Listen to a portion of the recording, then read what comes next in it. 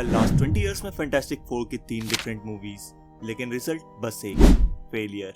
Fox studios ने कई बार कोशिश की, लेकिन वो मैजिक कभी कैप्चर नहीं कर पाया जो फैंटास्टिक फोर को दुनिया की सबसे पहली और सबसे आइकॉनिक सुपर हीरो फिल्म बनाती है। वो कैरेक्टर्स जो होप, साइंस और फैमिली को सिंबलाइज करते हैं, उन्हें सिर्फ शैलो स्क्रिप्ट और वेस्ट पोटेंशियल मिला। और अब 10 साल बाद जब एमसी खुद ट्रांजिशन के दौर से गुजर रहा है, मार्वल स्टूडियो का सब कुछ दांव पर लगा है, क्योंकि ये सिर्फ एक रिबूट नहीं है, ये एक रिडेम्पशन है, एक मौका, एक नए विजन के साथ फाइनली वो रिस्पेक्ट देने की जो ये सुपर हीरो फैमिली हमेशा से डिजर्व करती है। लेकिन इस नए फ्यूचर को समझने के लिए हमें उसके फ्लॉड पास्ट को जानना होगा, जिसकी शुरुआत होती है 1961 में, जहां उस वक्त कॉमिक बुक्स की दुनिया पे डीसी कॉमिक्स का राज था। उनकी जस्टिस लीग सबकी फेवरेट टीम थी। वही मार्वल के पब्लिशर्स को चाहिए था कुछ ऐसा जो सिर्फ कम्पीट ही ना करे, बल्कि कॉमिक्स की दुनिया में यूनिक भी हो। फिर क्या था, इसके जस्ट बाद एंट्री होती है स्टैन ली और जैक कर्बी की, जो मिलकर बनाते हैं एक ऐसी टीम जो सुपर हीरो से ज्यादा एक फैमिली थी। Perfect God like mask hero या शैडो में छुपे विजिलेंटी की बजाय इन्होंने दिखाया फ्लॉज, कॉन्फ्लिक्ट्स और लव के साथ एक सुपर हीरो फैमिली को जो दुनिया के सामने रहती है, अपने सुपर हीरो वर्क्स भी करती है बिना अपनी आइडेंटिटी को हाइड किए, जिनकी ओरिजिन भी उस टाइम के स्पेस रेस को रिफ्लेक्ट करती है, जहां 4 स्पेस साइंटिस्ट सोवियत को रेस में हराने के मिशन पर जाते हैं स्पेस में, जिस दौरान स्पेस में उन्हें हिट करती है कॉस्मिक रेस और वो बन जाते हैं कुछ fantastic. Say that again? It's fantastic. जिस ग्रुप में है रीड रिचर्ड यानी मिस्टर फैंटास्टिक, जो मार्वल के सबसे इंटेलिजेंट कैरेक्टर्स में से एक है, एक ब्रिलियंट साइंटिस्ट जो अपनी बॉडी को किसी भी शेप में स्ट्रेच कर सकता है, जस्ट लाइक रबर। लेकिन उसकी पावर सिर्फ फिजिकल नहीं है, वो एक विजनरी जीनियस है जो नए डायमेंशन, स्पेस टाइम और मल्टीवर्स तक को एक्सप्लोर कर चुका है। रीड एक लीडर है, एक इन्वेंटर है और फैंटास्टिक फोर का बैकबोन भी। लेकिन इन सब के बीच उसकी सबसे बड़ी स्ट्रगल है बैलेंस रखना अपने साइंटिफिक मिशन और पर्सनल रिलेशन के बीच। फिर आती है सू स्टॉर्म, जिसे हम इनविजिबल वुमेन के नाम से जानते हैं, फैंटास्टिक फोर की इमोशनल हार्ट और टीम की सबसे पावरफुल मेंबर भी। उसकी पावर सिर्फ इनविजिबल होने तक सीमित नहीं है, बल्कि वो पावरफुल फोर्स फील्ड भी क्रिएट कर सकती है, जिससे वो अपनी और अपनी टीम की प्रोटेक्शन करती है। सू सिर्फ एक सुपर हीरो नहीं है, वो एक फैमिली लीडर है, प्रोटेक्टर है और एक मदर फिगर भी है। और सबसे बड़ी बात, जब टीम टूटने लगती है या टीम के बीच में कोई कॉन्फ्लिक्ट्स होते हैं, तो सू ही होती है जो सबको एक साथ लाती है। जिसके बाद आता है उसका छोटा भाई जॉनी स्टॉर्म, जिसे हम ह्यूमन टॉर्च कहते हैं, फैंटास्टिक फोर का सबसे फायरी मेंबर, जो लिटरली अपनी बॉडी को फायर में बदल सकता है, फ्लाई कर सकता है और हाई स्पीड फायर वॉल भी चला सकता है। जॉनी थोड़ा इम्पल्सिव है, थोड़ा शो ऑफ भी है, लेकिन वो एक ऐसा हीरो है जो कभी नहीं डरता और हर सिचुएशन में ड्रामा ले आता है, जहां उसकी सिग्नेचर लाइन है, Oh my God, he's gonna say it. Oh my God, he's gonna say it. Say what? Avengers Assemble. Sorry, what now?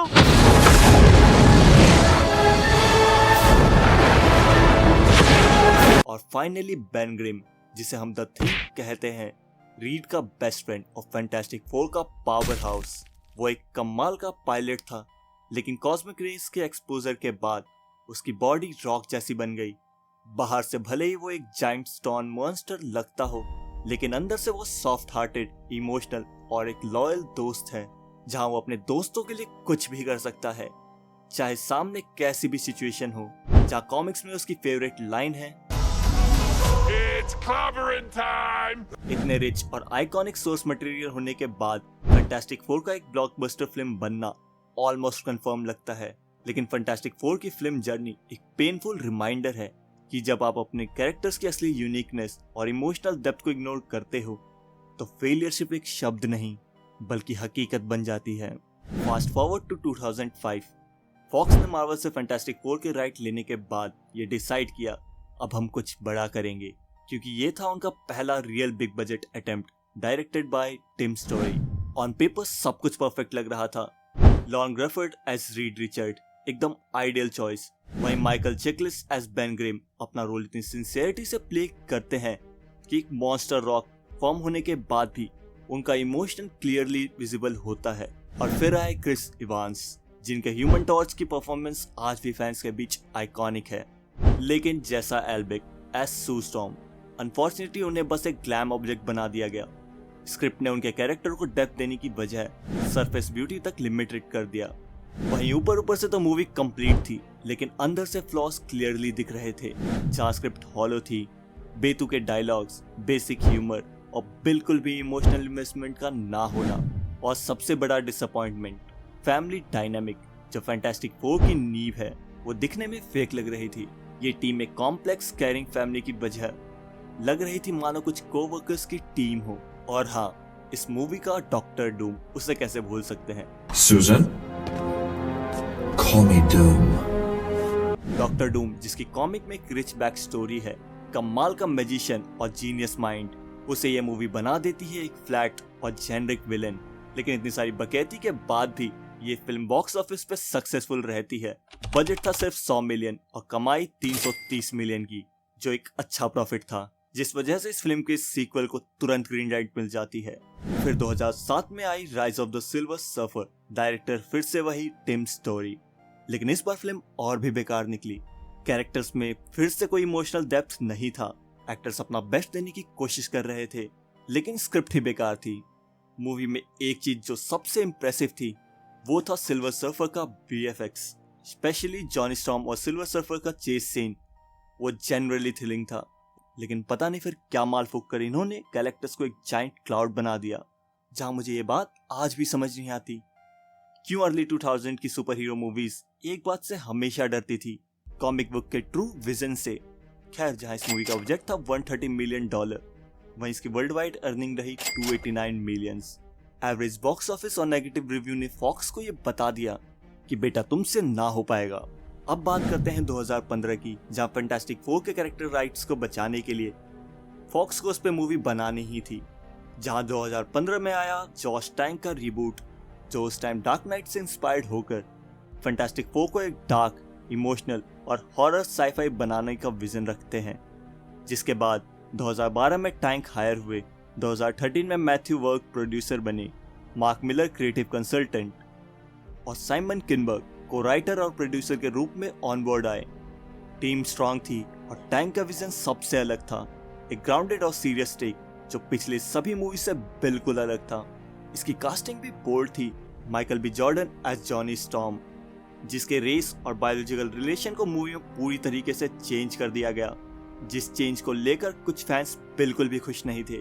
फिर आए Miles Teller as Reed, Kate Mara as Sue, Jamie Bell as Ben और Toby Kebbell as Doom. Movie की cast ठीक थी, लेकिन final product में सब कुछ बिगड़ गया, जिसकी सबसे बड़ी प्रॉब्लम बनी ये फिल्म फैंटास्टिक फोर जैसी फील ही नहीं होती। टीम के बीच केमिस्ट्री मिसिंग थी, बॉन्डिंग फोर्स्ड लग रही थी और क्लाइमेक्स में सिर्फ 2 मिनट की फाइट थी। टोन कभी साईफाई, कभी हॉरर और एंड में एक जेनरिक सुपर हीरो फिल्म बनने की कोशिश करती है, जैसे फिल्म अपनी आइडेंटिटी भूल चुकी हो और ये अपने सोर्स मटेरियल से दूर दूर तक कोई रिश्ता नहीं रखती।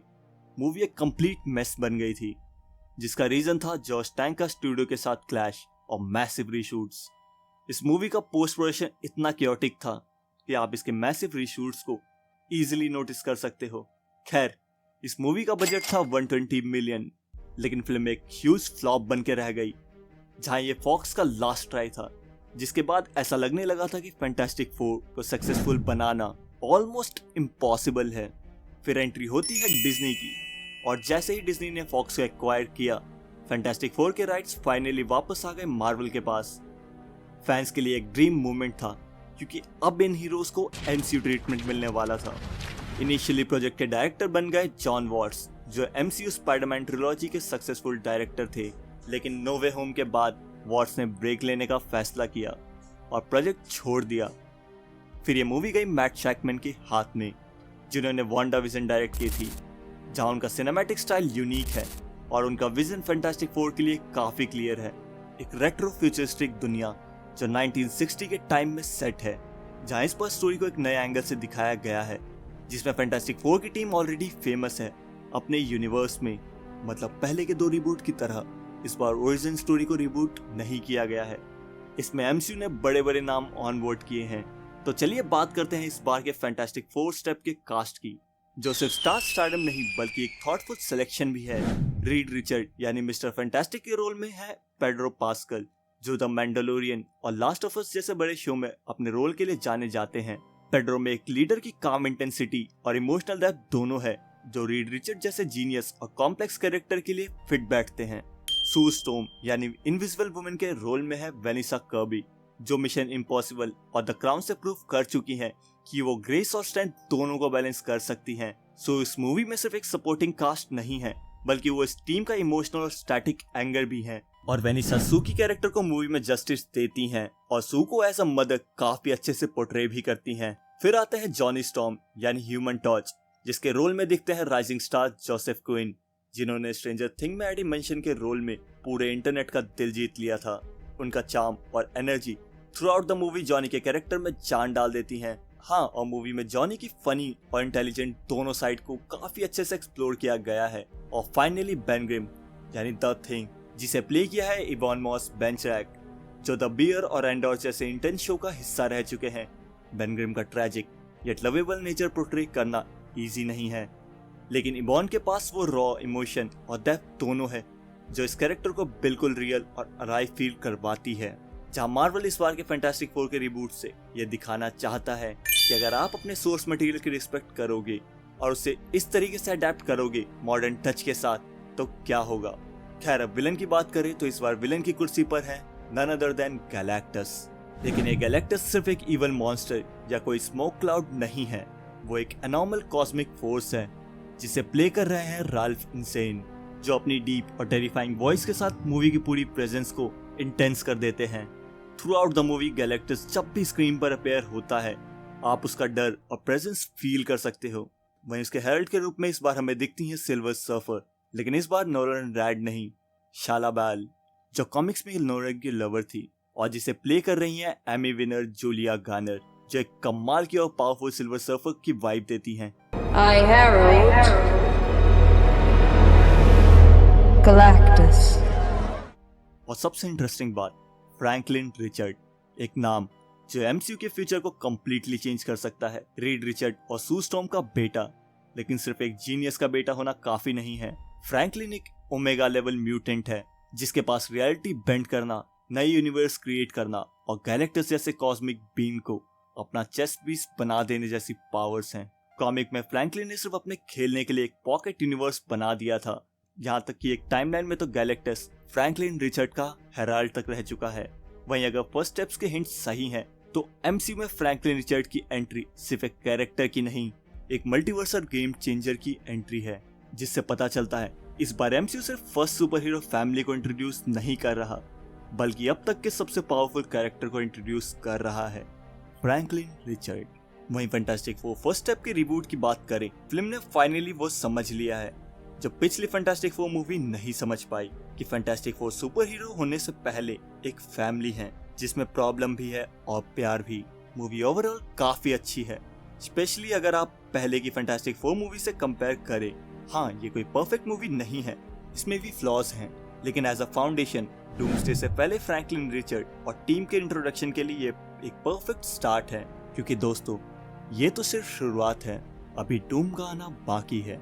और अब फैंटास्टिक 4 फर्स्ट स्टेप देखने के बाद मुझे फाइनली ये लगता है कि फाइनली हमें फैंटास्टिक 4 का वो फैंटास्टिक वर्जन देखने को मिल गया है जो फैंस ने कई डिकेड से डिजर्व किया है। वहीं अगर आपको ये फैंटास्टिक 4 फर्स्ट स्टेप मूवी पसंद आई तो कमेंट सेक्शन में फ्लेम ऑन लिखना मत भूलना।